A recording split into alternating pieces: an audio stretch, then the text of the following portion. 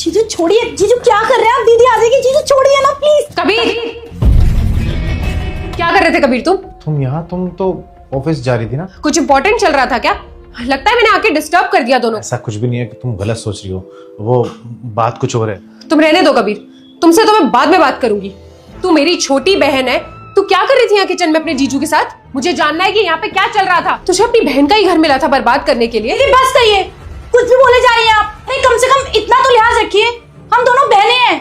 अगर आपको मुझ पे भरोसा नहीं है तो अपने पति पे तो रखिए ना। बात असल में ये है कि इसके हाथ में एक शीशी है, उसके अंदर जहर है। मैं बस इससे वो जहर की शीशी छीन रहा था जिससे कि इसकी जिंदगी बच सके। अरे तुम्हें कुछ ध्यान भी है कि कहाँ जाती है, किससे मिलती है, क्या करती है? अरे ये उस कगार पे पहुंच गई है कि अपनी जान देने वाली है।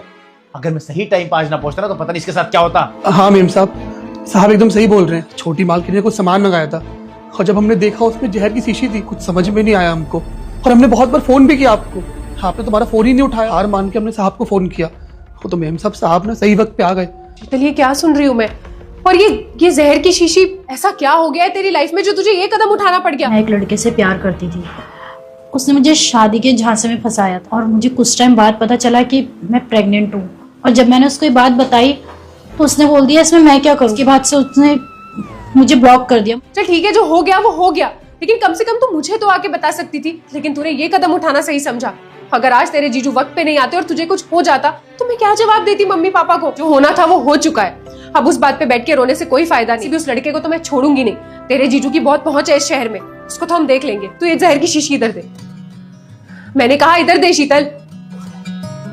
और आज के बाद कोई भी बात हो जाए, ऐसे फालतू के कदम उठाने से पहले ना 100 बार सोचना मेरे बारे में और मम्मी पापा के। उसके कहने से पहले कम से कम तुम्हें ये सोचना चाहिए कि तुम उससे खैर खबर लेती रहो।